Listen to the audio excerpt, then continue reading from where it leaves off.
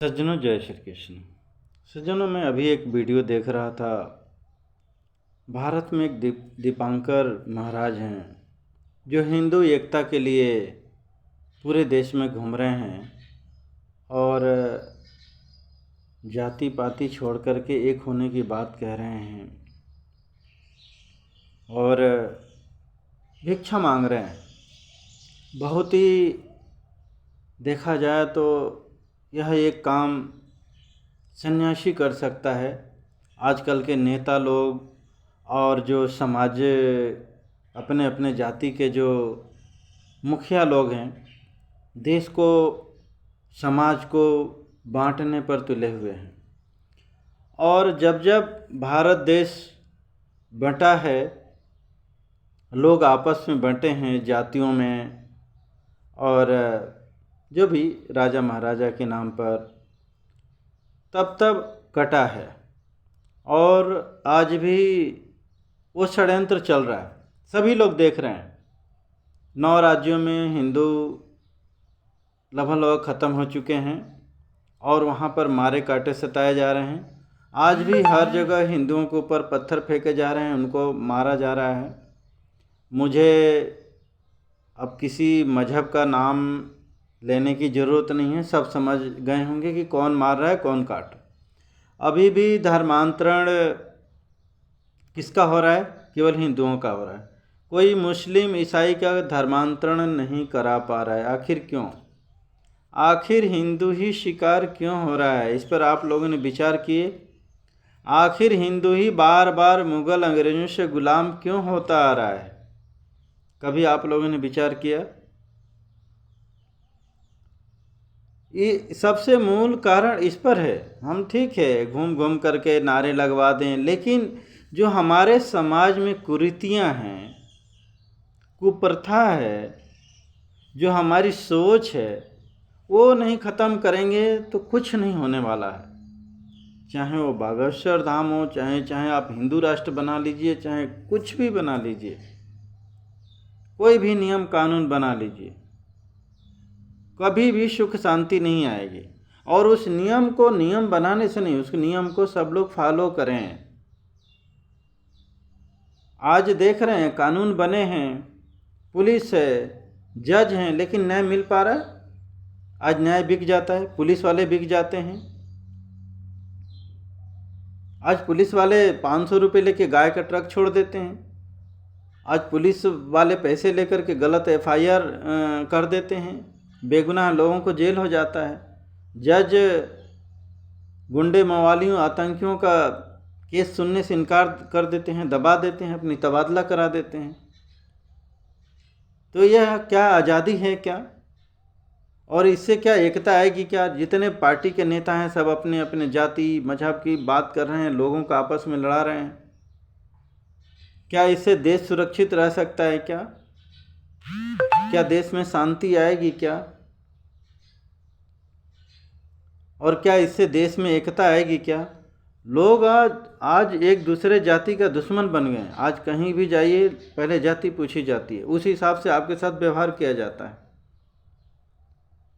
तो वो बहुत ही सही समय पर उन्होंने एक मुद्दा उठाया है। हमको ईश्वर ने मनुष्य तन दिया है, हमारा ईश्वर एक है। पहले ये सब जातियाँ नहीं थीं। लोगों ने ऐसी भ्रांतियाँ फैला दी, और हकीकत है। देखो, किसी को थोड़ा बहुत मेरी बात बुरा लगे, प्लीज़ बुरा नहीं माने। ये वाकई ये जो घृणा नफ़रत या आपस में लोग क्यों बंटे, वाकई हम ही लोगों का रीज़न है। हम ही लोगों ने अपने पुजारियों, ऐसे पुजारियों की बात माने। अब ये तो इतिहास में भी है, मंदिर में लोग दासियां रखते थे, और इन्हीं पुजारी लोगों ने ही पहले सती प्रथा रामायण में कहीं भी इतिहास में नहीं है। हाँ, कोई कारण बस आग में अपने को जला लिया, बात अलग है। लेकिन मैंने अपने समय तक देखा कि लोग पकड़ पकड़ के ले जा करके, और जबरन जो औरत जीना चाह रही, उसका आदमी मर गया है तो उसको ले जा करके जला देना या उसको प्रेरित करना। तो यह तो एक तरह का पाप है ना, हत्या है। तो ऐसी ऐसी कुप्रथा हमारे समाज में आई, आज भी लोग जातियों के नाम से घृणा करते हैं। आज भी मैं कह रहा हूँ, आज जहाँ आप चले जाइए पहले आपकी जाति पूछी जाएगी, उस हिसाब से आपका व्यवहार किया जाएगा। कहीं नौकरी मांगने जाइए, किसी घर जाइए, कहीं भी जाइए। और यही रीजन है गुलाम होने का, यही रीजन है बंटने का। भाई किसी के साथ आप घृणा नफरत भरा व्यवहार करेंगे, आपके साथ कौन जुड़ेगा भाई? वो अपनी जाति का एक अलग ग्रुप बनाएगा। आज दलितों का देख लीजिए, भीम आर्मी बन गया है, कोई करणी सेना बन गया है, कहीं ब्राह्मण एकता बन गया, कहीं वैश्य एकता बन गया। और ये बन करके कर क्या रहे हैं? आपस में एक दूसरे को नीचा दिखाना। मैं ये तो मैं वे, तुमने ऐसा किया, तुम्हारे फलाने ने ये किया, ठिकाने ने ये किया।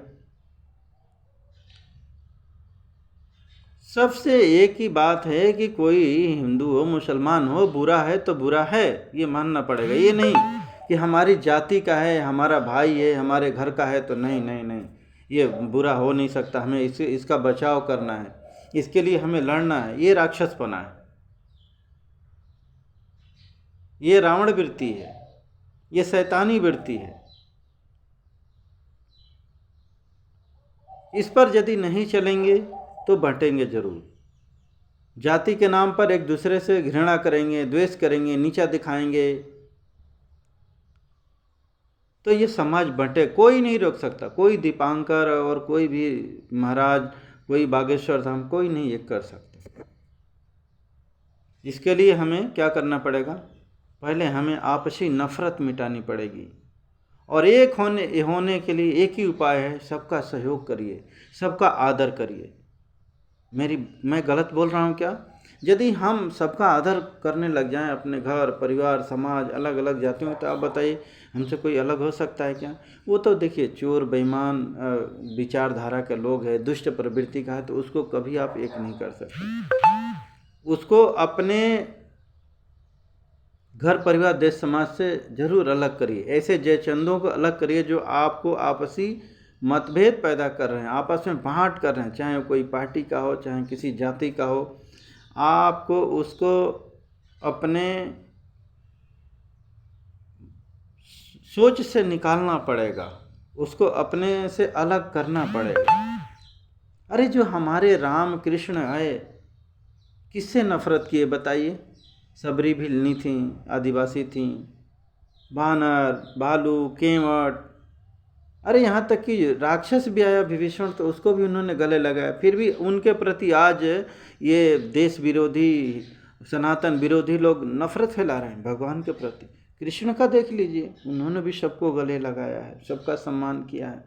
लेकिन ये बीच में हमारे वेदों शास्त्रों में मिलावट करके और गलत बातें करके लोग नफरत फैला रहे हैं, बांट रहे हैं हमको, और हम समझ नहीं पा रहे हैं और हम बटे चले जा रहे हैं।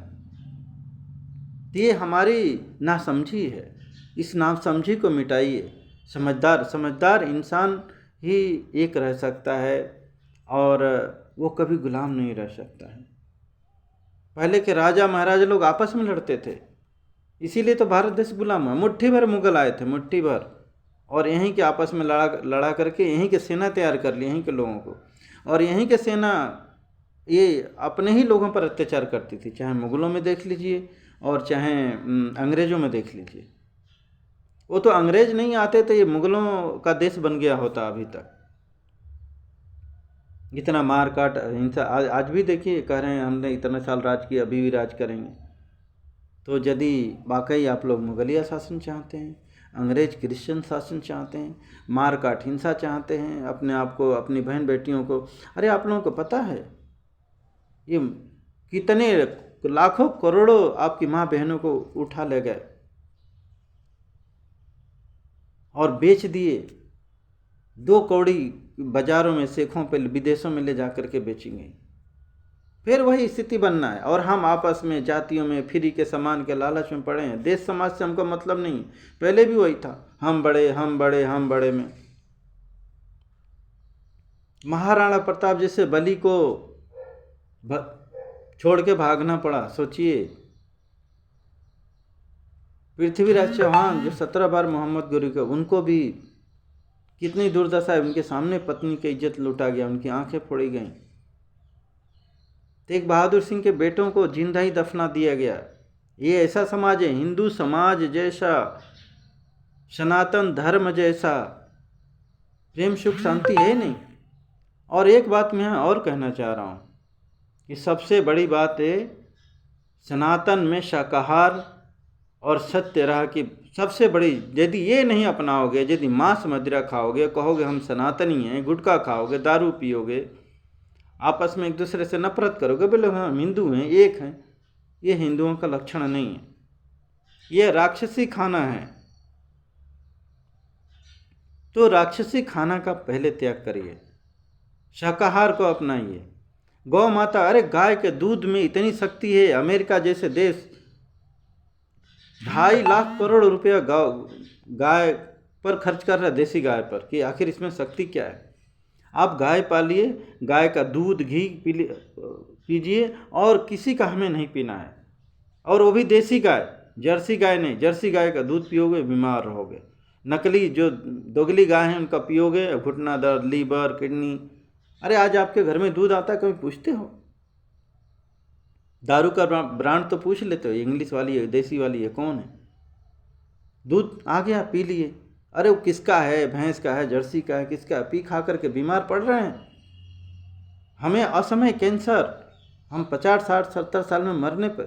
अरे प्रदूषण आदि तो है ही है, थोड़ा गाड़ी मोटर भी आप लोग संभल के, क्योंकि उससे प्रदूषण निकालता हुआ हमें ही सांस लेना पड़ता है।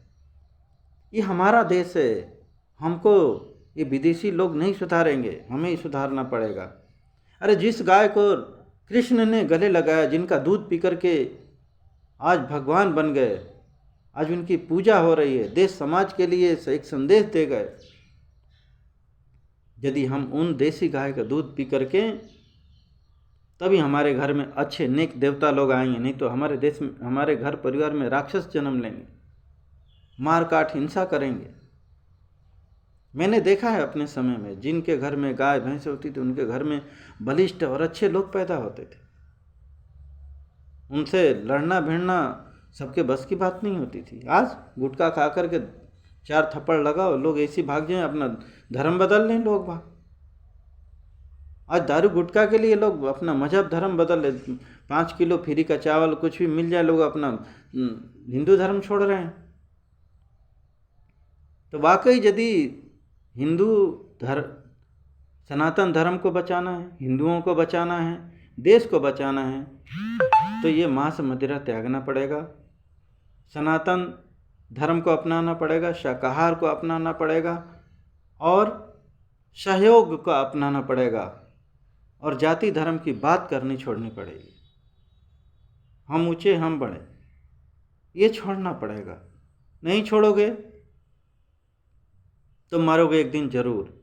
ठीक है, आप अपने समाज के नीचे वाले लोगों को दबा लोगे, लेकिन उनको जो खूंखार भेड़िया के रूप में आएंगे, मैंने अभी गिना दिया ना कि ऐसे ऐसे बहादुर लोग उनके सामने नहीं टिक पाए, तो आप लोग किस खेत की मूली हो? कितने लोगों को उतनी शक्ति है, भाला शिवाजी जैसे और महाराणा प्रताप जैसे, किसकी है? मैं तो अभी नहीं देख रहा हूँ कि ऐसे होंगे पहलवान, लेकिन आज के पहलवान भी देख रहे हैं आपस में ही लड़ मर कट रहे हैं। ये क्या लड़ेंगे और क्या करेंगे? सबसे बड़ी है एकता।